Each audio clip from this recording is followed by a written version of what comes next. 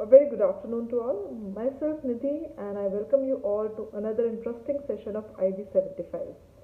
The program is structured as a part of DBT Science Setu to commemorate India's 75 years of Independence Day celebration.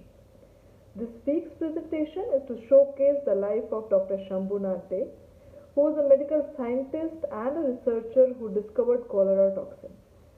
Actually, he did a pioneering research to discover the transmission route of cholera.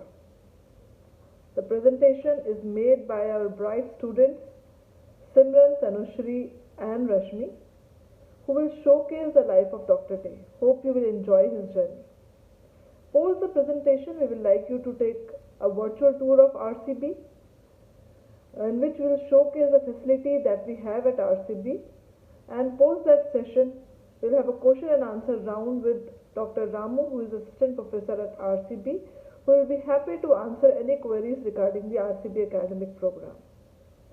So you all are requested to post your questions in the comment box and we will be happy to answer those. Now without further ado, let's start the presentation. Thank you.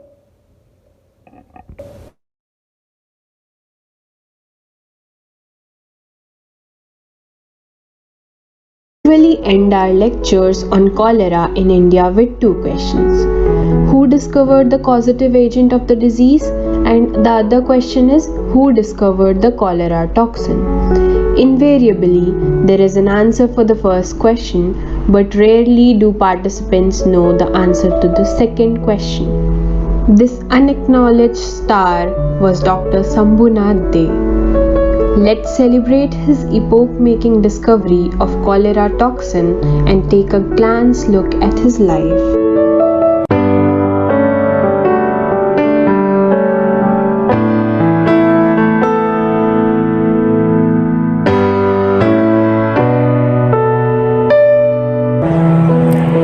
His work definitely sang, but he was unfortunately unsung. The significant contribution that he made had set a permanent milestone in the modern view of diseases caused by bacterial exotoxins.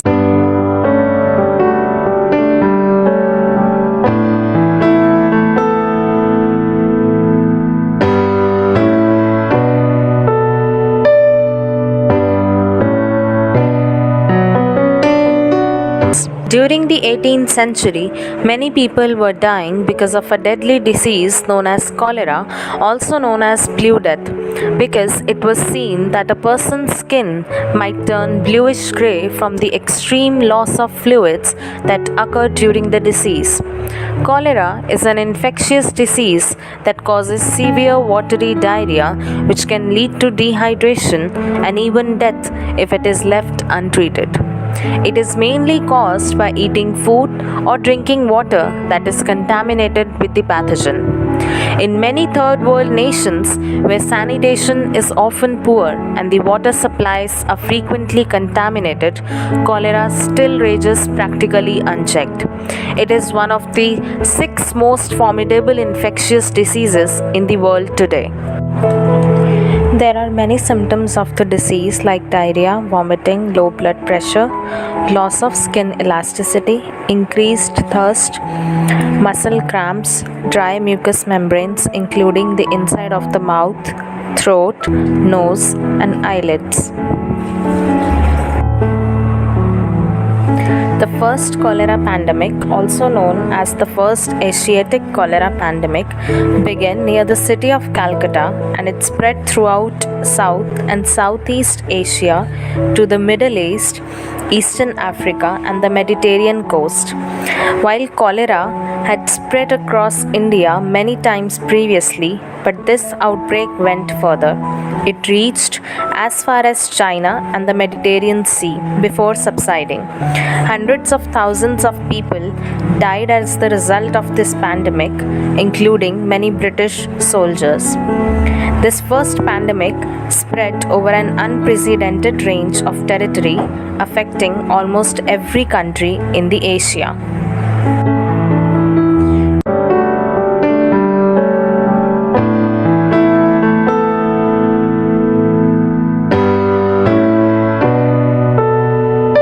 Albert Koch, known as the father of medical bacteriology, isolated and identified Vibrio cholera in the year 1884 as the causative agent of the disease.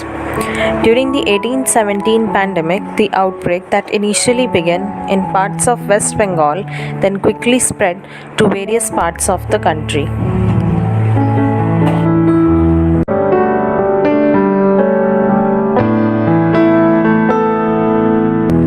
The entire world was suffering because of this deadly disease, and after almost a century, a child was born in a middle class family in Garbati village in Hooghly district, Kolkata, West Bengal, who was named as Shambhunath Day.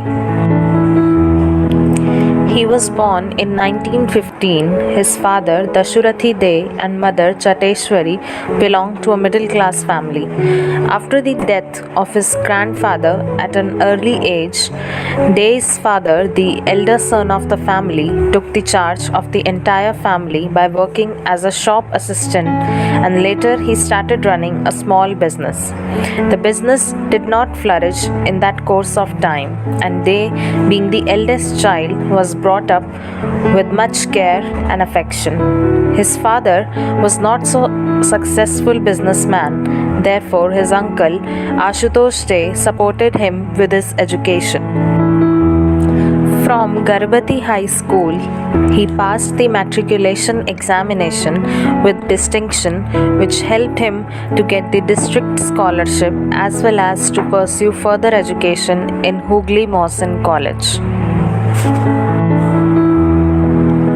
Due to his excellent result in inter-science examination by securing DPI scholarship, Dey was selected to study in Calcutta Medical College. During this period, this meritorious student was generously helped by Sri K.C. Seth, a local gentleman who provided him free lodging and boarding in Calcutta.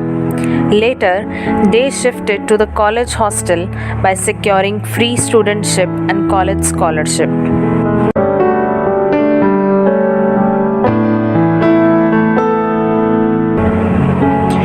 Dey's performance drew the attention of his teachers, especially Professor M.N. Dey, Department of Pathology and Bacteriology, who was a well-known researcher of that time. He was impressed by the research aptitude, excellent performance, and modest nature of this young, bright student. He negotiated the marriage of his elder daughter, Torubala, with Shambhunath Dey, despite of the wide differences in social and financial status between the two families. Dey passed the MB examination in 1939 from Calcutta Medical College, and he obtained diploma in tropical medicine in 1942. Soon after his graduation, he joined the pathology department of the Calcutta Medical College as a demonstrator in 1942.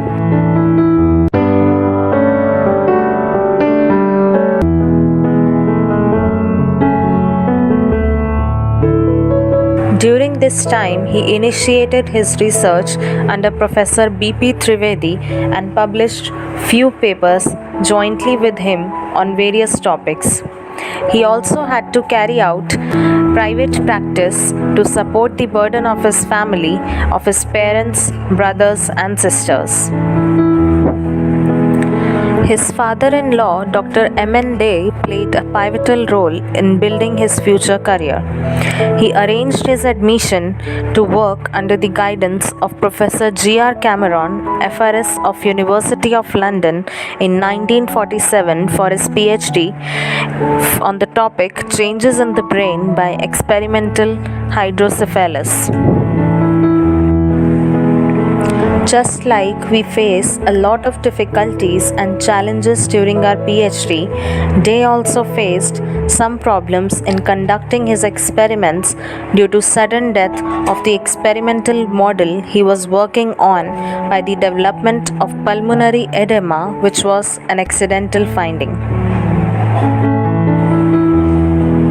Day was able to overcome his difficulties and managed to publish 2 articles on pulmonary edema, and therefore he was awarded PhD degree by the London University on the topic pulmonary edema and experimental hydrocephalus. His contact with Professor Cameron continued till the last days of Sir Roy, who acted as his mentor, friend, and guide all in one. After completing his PhD, he then came back to Calcutta in 1949 with a complete change in his outlook towards research.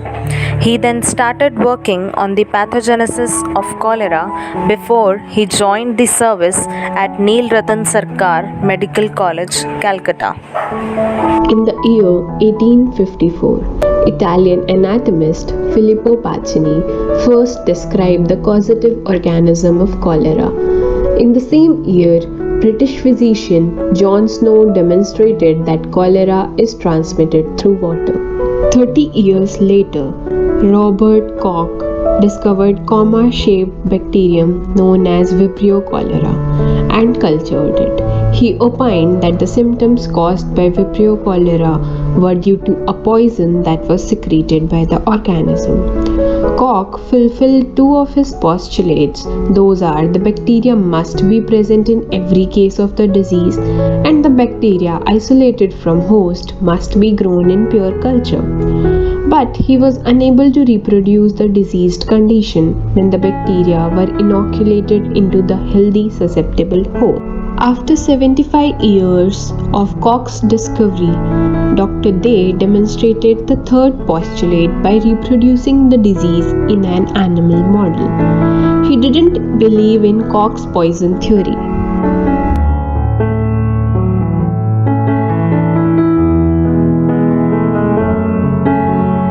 The reason why it took 75 years to discover the toxin could be the wrong assumption made by Robert Koch that Vibrio cholera attacked the circulatory system of the patient and the disease was due to the systemic multi-organ action of the toxin. Therefore, scientists continued to study the cholera by injecting bacteria into the blood.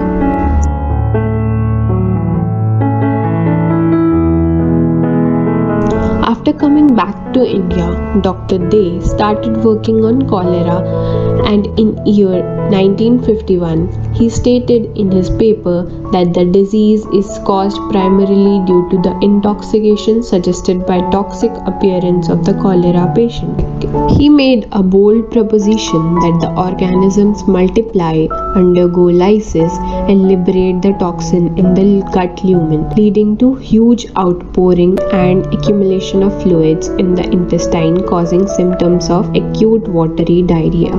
The pioneering 1953 article of Day and Chatterjee was the first in a series of papers that examined the action of Vibrio cholera on the intestinal mucous membrane and culminated the discovery of cholera toxin. Within 8 months after Day's discovery, Koch replicated tuberculosis in guinea pig model even though he discovered the causative agent in March 1882. Prior to this work, it was believed that the endotoxin was the main toxic principle in cholera. In just 2 years, he set up a milestone in understanding cholera by developing an animal model replicating the disease and reported it in an epoch-making article. This scientific paper was designated as Citation Classic in Current Contents of February 9, 1987 and received 1955 citations. Dr. Day went to England with Nuffield Foundation, Royal Society Nursery in year 1955 and presented his work on Vibrio cholera and E. coli. He was commended by Pathological Society of Great Britain. Day was appointed as a Professor Director of Pathology at Calcutta Medical College and bacteriologist to the Government of West Bengal in the same year. During this time, he met some of the eminent personalities like Dr. D. Barua, Dr. J.K. Sarkar, who was his old colleague, and a number of young researchers. He continued to work on his research with relentless energy and interest at Bose Institute, which he started in year 1954. His objective was to isolate the toxin and prepare a toxoid which can be used for the effective treatment of cholera. Day's brilliance lay in breaking free of Koch's idea. His methods were inexpensive and novel. Day's methods includes the loop method, wherein they tied two silk ligatures on either side of the 4-inch segment of small intestine. This isolates the part from the rest of the cut. Then he introduced the bacteria only into this segment. The next day's autopsy indicated a scientific breakthrough. The isolated segment was swollen and distended with rice water-like fluid. It is similar to the reminiscence of feces of cholera victims. The rest of the intestine, where no bacteria had reached, was in a collapsed state. This experiment proved that the bacteria changed the permeability of the small intestine cells, resulting in explosive secretion of fluids. They and Chatterjee used Evans blue dye to indigenously demonstrate that leakage of fluids in the intestinal lumen was from intestinal capillaries, as the Evans blue dye binds to the plasma albumin. Within the next few years, using the same ileal loop technique, they demonstrated that several patients had been infected by the strains of E. coli, which induced similar intestinal secretions. It was Day's another milestone discovery. He received accolades for his work in United Kingdom, much to the delight of his mentors. Dr. Day noticed that if Vibrio cholera was grown in a liquid medium and the cells were then removed, the cell-free filtrate could still induce cholera in the intestine. After having painstakingly repeated the experiments, Day was convinced that cholera toxin was not an endotoxin but an exotoxin. When the cholera toxin reached the intestinal cells, it induced diarrhea, the classic symptom of cholera. And from there came a breakthrough in cholera research, which was published in the journal Nature in year 1959. The demonstration that bacteria-free culture filtrates of Vibrio cholera are enterotoxic and the development of reproducible animal model for cholera are the milestones in history of fight against the disease. His discovery of exotoxin promoted a new paradigm in research on cholera into diverse areas and in finding a treatment aimed directly to neutralize the cholera enterotoxin. This brought him international recognition and acclamation. But in India, his work was not given any importance. In year 1959, another group in Bombay led by Dr. I.N.K. Datta reported the development of an infant rabbit model for cholera and showed that the symptoms are caused by a toxin. When Vibrio cholera reaches the lumen of human intestine, it produces cholera toxin. The toxin binds to the surface of epithelial cells by using pentameric B subunits for binding with the membrane receptors. It is then taken up by the cell and moves to the endoplasmic reticulum, where only A subunit is secreted. This causes the activation of enzyme etylylate cyclase, which in turn increases the concentration of cyclic AMP. As a result, there is an increased efflux of chloride ions across the plasma membrane through opening of ion channels. Increased ion concentration outside the cell decreases the water potential of the lumen. The water therefore moves down its potential gradient across the epithelial plasma membrane out into the lumen by osmosis. In the book Sambhunath Day, The Discovery of Cholera Toxin, M.S.S. Murthy wrote that it is the cornerstone of current antitoxin vaccine research.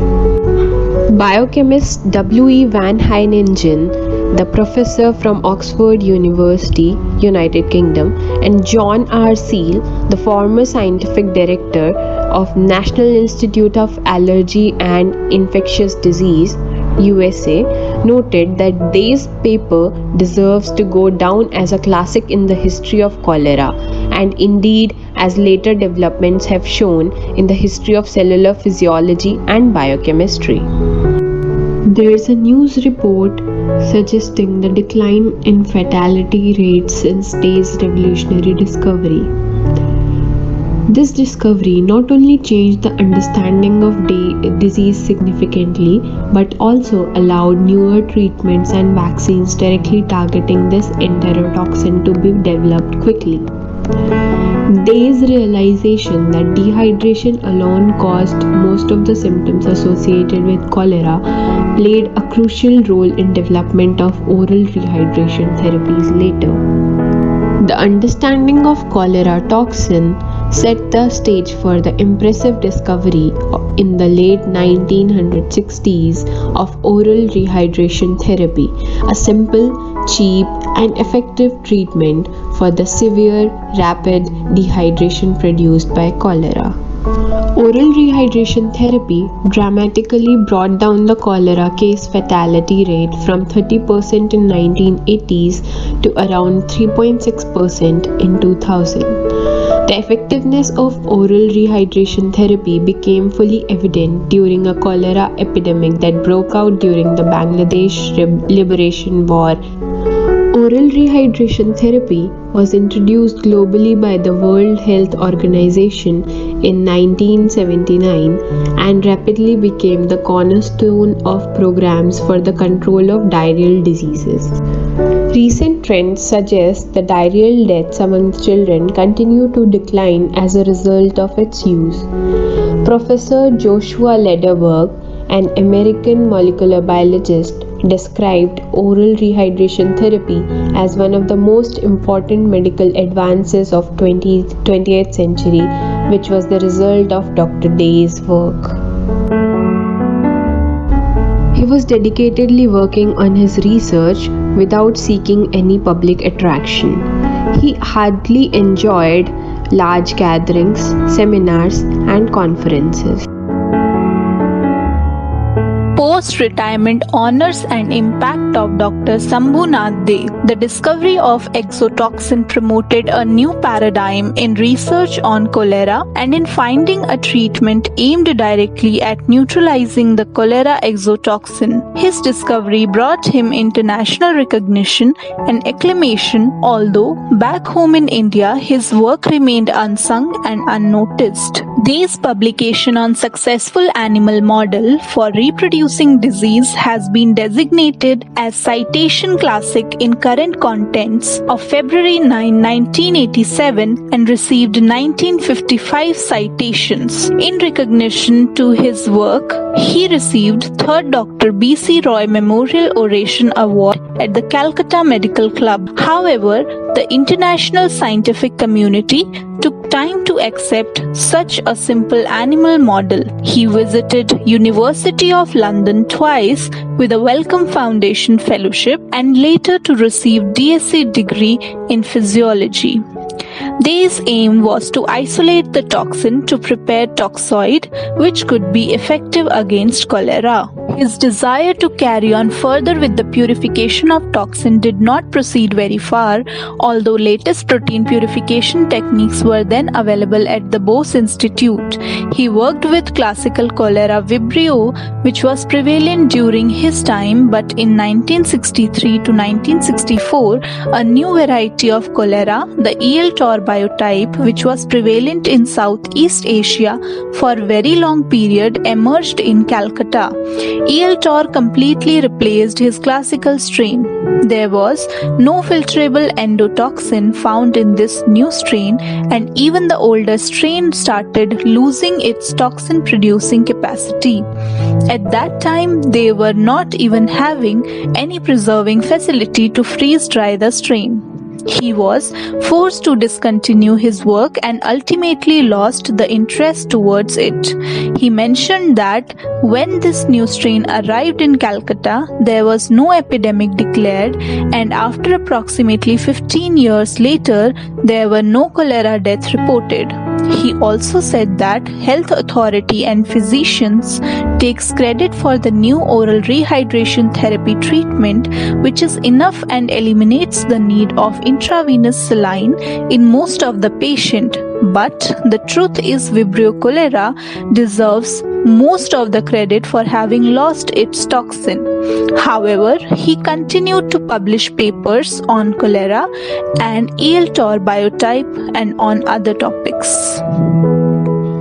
But he was disheartened due to lack of proper recognition of his work.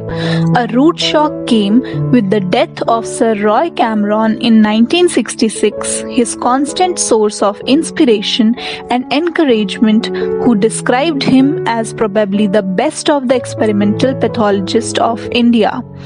As his endotoxin producing strain of cholera lost its significance as the new non-endotoxin producing strain emerged, this may also be one of the reasons that he did not got recognized for his remarkable and compelling work. At age of 58, Dr. Sambhunath De retired from the Calcutta Medical College in the year 1973. He did not ask for the customary 2-year extension, nor was he interested in the principalship of the college, which would have taken him in due course to the post of the Director of Health Services. His inability to take his researches further as he desired because of circumstances beyond his control made him feel frustrated, and he lost interest in continuing teaching and in the administrative field. He began private practice by starting a clinical pathological laboratory in his residence to keep himself fit and occupied. According to an eminent American medical scientist, John Craig, De's work forever altered our concepts surrounding the pathogenesis of secretory diarrhea. He credited him for his approach to shun the conventional experimental methods and adopt an organ tissue cell-based approach in bacteriological research. Nobel laureate Professor Joshua Lederberg had nominated De for the Nobel Prize more than once. He also stated that De is an exemplar and inspiration for a boldness of challenge to the established wisdom, a style of thought that should be more aggressively taught by example as well as precept. In 1978, several years after his retirement, the Nobel Foundation sought him out, requesting him to participate in the 43rd Nobel Symposium on Cholera and Related Diarrheas. During his speech in the 43rd Nobel Symposium on Cholera and Related Diarrheas, he said, "I have been dead since the early 1960s. I have been exhumed by the Nobel Symposium Committee. I discontinued my work on cholera enterotoxin as soon as I felt that with the limited resources and technology at my disposal, it would be impossible for me to pursue it further as I desired." He maintained a distance from centers of power in such bodies, a fact which may account for the absence of any recognition to him by way of fellowship of an academy, awards or honors, excepting the Coates Medal awarded by the Calcutta University in 1956 for outstanding research. For research, his grants were meager and he very often spent his money. After he returned from the Nobel Symposium, he was keen on resuming his researches on non-enterotoxigenicity of the EL-TOR biotype. This needed an institutional attachment, and the Bose Institute welcomed him as an emeritus scientist by a special resolution of the Council. Though Though initially delayed, Dey's work as a major breakthrough became increasingly recognized abroad from the late 60s. The impact of his contributions has been discussed in detail in excellent reviews on cholera by Wayne Heiningen and Seal and Garfield. These writings have brought about in this country an awareness and interest, though belated, in Dey's pioneering work. His Nature publication entitled Enterotoxicity of Culture Filtrate of Vibrio cholera has been termed as a classic by Wayne Heiningen. A few hours before his death, when he was in a state of coma, a letter received from S. Arunachalam, editor Indian Journal of Technology, requesting him to get in touch with Eugene Garfield, editor of Current Contents, who was interested to know his biodata and professional contributions, but they could not be informed of this. In Current Contents of April 7, 1986, in an article entitled Mapping of Cholera and the Impact of Sambhunath Dey, Garfield paid a tribute to Dey, whose work on cholera, he said, paved the way to a more effective strategy for treatment and control. Sambhunath Dey died on 15 April 1985 at the age of 70, unhonored and unsung. A special issue of the journal Current Science Bangalore, India was published in 1990 in honor of Dey, to which several eminent scientists of national and international repute contributed. In the words of Dr. S. Sri Ramachari, who was former director of the Institute of Pathology and additional director general of the Indian Council of Medical Research, New Delhi, these contributions stand out as a pinnacle of excellence in our understanding of the pathogenesis of cholera. According to another tribute to him by researchers from the National Institute of Cholera and Enteric Diseases, the success of oral rehydration therapy that has been described as one of the most important medical advances was a direct outcome of Dr. Dey's discovery of cholera enterotoxin. Professor Padmanabham Balaram, former director of the Indian Institute of Science in Bangalore, rightly pointed out in an editorial in Current Science that Sambhunath Dey died in 1985 unhonored and unsung in Indian scientific circle. He received no major awards or fellowship in India is one of the most glaring omissions. Great breakthroughs in science are often initially overlooked or simply ignored, as in Dey's discovery of the existence of a cholera enterotoxin. Dey's paper Enterotoxicity of Bacteria-Free Culture Filtrate of Vibrio cholera, while initially unrecognized, today is considered a milestone in the history of cholera research. Dey was never elected a fellow of any Indian academy and never received any major award. His life's ambition was to make the world a better place to live in through his dedicated, selfless services in medical science. He saved the life of millions of people. He was the unsung hero of India who gave direction to not only our country but to the whole world. He is the one who should be awarded with prestigious awards for his great contributions, but unfortunately, he is still unknown to all of us. Let's take some times of our lives to know him and talk about him. This will be the only way we can pay respect, gratitude, and acknowledgement towards him. Paying tribute to Dr. Dey finally accords him the credit he deserves and corrects a long-standing unfairness. It also helps us recognize past mistakes, understand how to challenge dogmatic thinking, and not make reaching our next goals any harder than they already are. The career of S.N. Dey illustrated issues in science and public health that persist today. it remains important for programs to listen as carefully to the quiet voices as to the loud ones, to develop and reward outstanding mentoring, training, and collaboration, to use simple integrated strategies to meet long-term institutional development needs, long-term concepts, short-term projects, and special opportunities. We need to emphasize communications more than ever.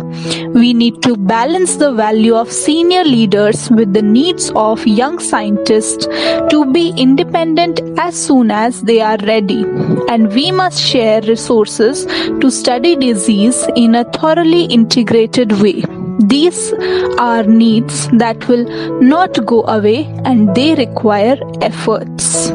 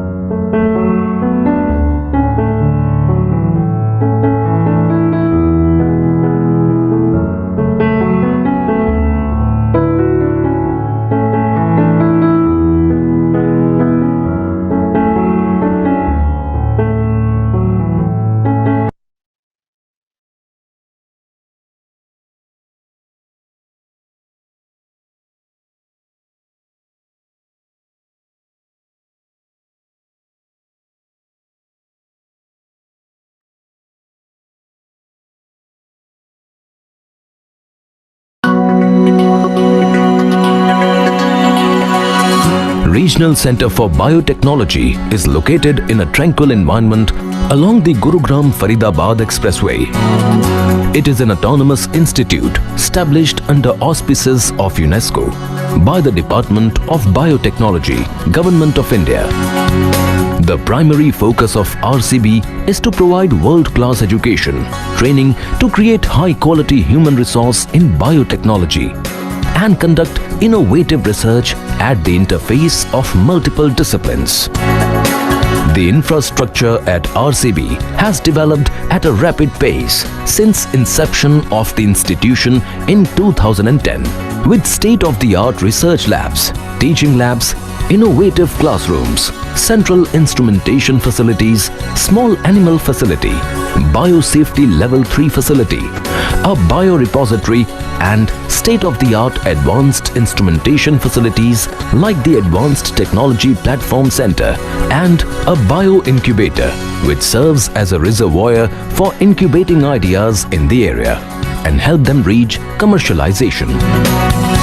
There are various areas of research in RCB. The research group under the area titled Cell Biology, Development and Behavior focus on unlocking the secrets of cells, how they divide and how stem cells develop into muscle, in addition to studying the cellular and molecular origins of how organisms behave.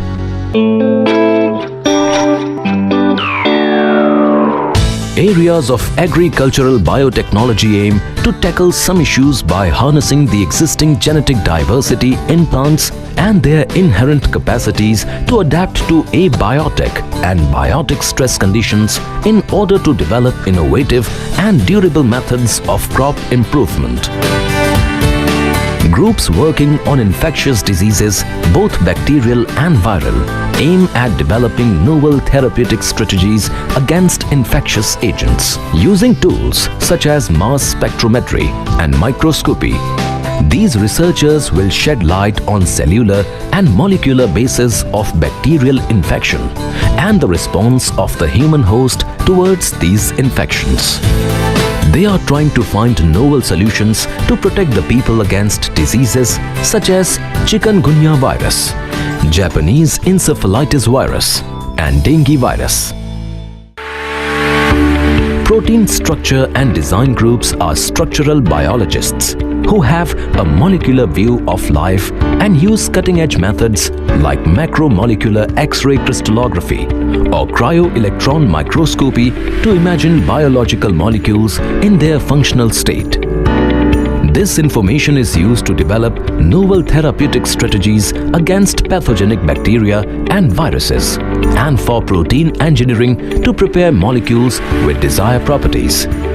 Researchers at RCB are also working towards developing innovative biotechnological applications such as novel drug delivery systems, new diagnostic tools, novel engineered protein with improved desired proteins, and improved methods to obtain desired products in large scale. These researchers subject laboratory and clinical samples to cutting-edge microscopy, proteomics and genomics methods coupled with flow cytometry to shed light on the etiology of disease and utilize this knowledge to identify solutions to these disorders. The quality of research conducted at RCB is excellent, with faculty winning top honors like the Shanti Swaroop Bhatnagar, the National Bioscience, the Innovative Young Biotechnologist Awards, and the Ramanujan Ramalinga Swamy and DBT Wellcome Alliance Fellowships. Since research-based learning is the hallmark of RCB, the academic programs here are deeply enmeshed with the research programs. The academic programs fulfill RCB's core mandate to provide quality education and training in the area of life sciences and biotechnology. The PhD program in biotechnology is for students who are interested in working at the interface of multiple disciplines to find novel solutions for problems in health and agriculture. RCB has recently started integrated PhD program in biotechnology, offered to students with graduate degree in any discipline of science from India and abroad. The program provides extensive learning opportunities in the broad field of life sciences and biotechnology. RCB has also recently initiated an interdisciplinary doctoral programs in the area of biostatistics and bioinformatics through collaboration with the global pharmaceutical giant GlaxoSmithKline (GSK), being conducted in partnership with other institutions by creating a virtual faculty pool. The focus of this program is on creating specialized manpower for the healthcare industry. As an outreach activity, RCB also offers research training programs for research-driven undergraduate and postgraduate students of science from various universities. Trainees get a realistic experience of several facets of modern biological research that sets the tone of their embarking on a research career. Throughout the year, RCB hosts and organizes regular academic events like the RCB Bioimaging School, national and international conferences, seminars, symposia, and training in the frontier area of basic and applied sciences in topics such as infectious diseases, drug discovery, etc., to disseminate advanced knowledge, exchange ideas, foster national and international collaborations, student exchange, and networking opportunities. RCB also holds scientific communication and communication workshops for the benefit of young scientists in India. RCB has a fully functional library and houses 500 scientific textbooks and 100 administrative books in multiple copies. In addition, an electronic library provides access to a vast range of primary literature in the form of peer-reviewed journals and reviews. RCB offers faculty residences and excellent students' facilities, including on-campus air-conditioned hostel accommodation, modern library, meeting rooms, seminar rooms, and auditorium. The hostel and student facilities are conveniently located and only a short walk away from the classrooms and laboratories. In addition, the campus also has sports and recreation facilities which encourages all-round development of the students. Campus also provides a childcare facility for all students and staff to help them continue their studies and work while their babies are being taken care of. Kridangan, the creche housed in the faculty building, is an asset on campus for employees of NCR Biotech Cluster. The spacious cafeteria in the campus serves hygienic, nutritious and delicious meals and beverages at reasonable cost. RCB also contributes towards creating resource for researchers from all over India and has engaged with institutions such as the European Synchrotron Radiation Facility in France towards this end.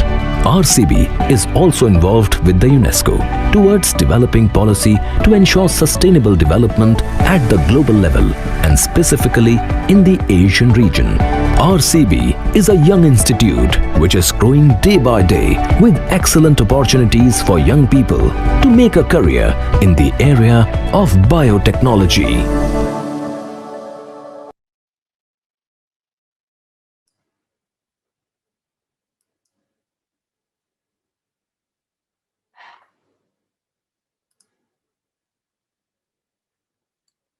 Well, so now there is a questions answer. If there are any questions, I would like to thank the organizers for taking this initiative and also appreciate our scholars Simran and Tanushri and also Rashmi for compiling the information on Dr. Sambhunath Dey, and this probably inspire many candidates for taking up science as their option. And there are questions like what is the eligibility for joining integrated MSc PhD program. So any BSc graduated people can take up this course, and there will be some exams from internally institute conducted exams. They should clear those exams and then they can get admitted. So initially MSc course for 2 years and they can directly continue for the PhD program, but they have to obtain one of the national level fellowship they have to obtain to continue the PhD program. Well, the another question is, does RCB provide support to NPDF and DBTRA? Yes, RCB provides the support. RCB provide the support to the NPDF people. The candidates has to write to the PIs, and then they have to, PIs will approve the proposals, then they can do the research, but it has to approve from the organizations. Well, there is no questions now. We can end up this.